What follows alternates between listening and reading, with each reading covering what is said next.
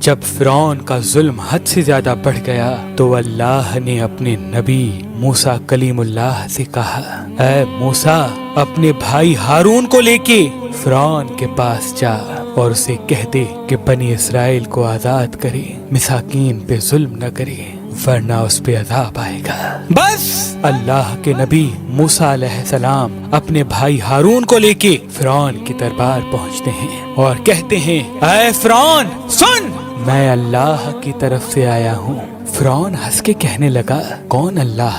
یہاں کا تو رب میں ہوں۔ موسیٰ علیہ السلام فرمانے لگے، اے اپنے آپ کو خدا کہلانے والے، تیری حکومت تو ان چند لوگوں پہ ہے، لیکن حقیقی خالق وہ ہے جو مشرق و مغرب پہ حکومت کرتا ہے، جس نے زمین و آسمان کو پیدا کیا، جس کی سلطنت تلے چرند پرند زندگی بسر کرتے ہیں۔ فرعون زور زور سے ہنسنے لگا اور کہنے لگا کہ اے موسیٰ، کیا تو دیوانہ تو نہیں ہو گیا؟ اپنے کپڑے دیکھ، اپنی حیثیت دیکھ، نکل جاؤ ورنہ تمہیں میں قید کروا دوں گا۔ اللہ کے نبی موسیٰ علیہ السلام نے فرمایا، اے فرعون، اگر میں ابھی اللہ کی کوئی نشانی لے آؤں تو پھر تم بنی اسرائیل کو آزاد کرو گے، انسانوں پہ ظلم کرنا ختم کرو گے؟ فرعون کہنے لگا، کون سی چیز ظاہر کرنا چاہتے ہو؟ ظاہر کرو۔ بس اللہ کے حکم سے موسیٰ علیہ السلام نے اپنی عصا کو زمین پہ رکھا۔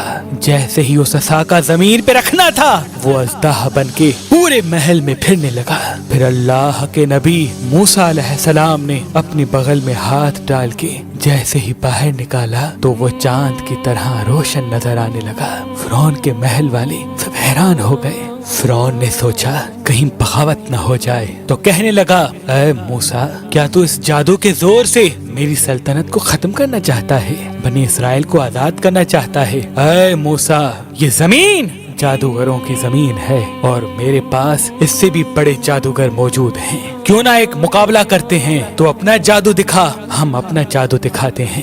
اللہ کے نبی موسیٰ علیہ السلام نے فرمایا، اے فرعون، یہ جادو نہیں بلکہ اللہ کی نشانی ہے۔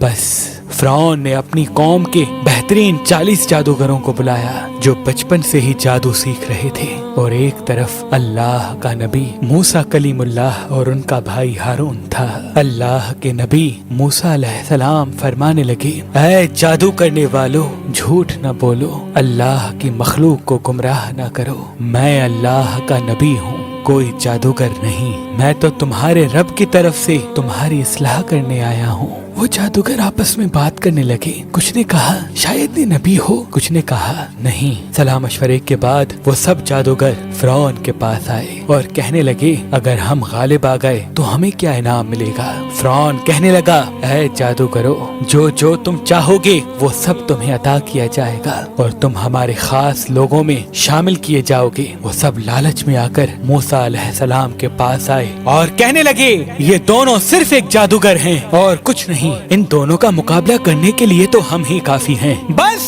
وہ 40 کے 40 جادوگر صف بنا کے موسیٰ علیہ السلام کی طرف بڑھنے لگے۔ تمام لوگ حیرت سے دیکھ رہے تھے اور کہہ رہے تھے کہ آج جو غالب ہو گیا بس وہی سچا ہے۔ پھر وہ جادوگر کہنے لگے، اے موسیٰ، پہلے تم اپنی نشانی ظاہر کرو، پھر ہم تمہیں دکھائیں گے کہ ہم کیا ہیں۔ اللہ نے موسیٰ پر وحی کی کہ اے موسیٰ، پہلے ان کو اپنا جادو دکھانے دے۔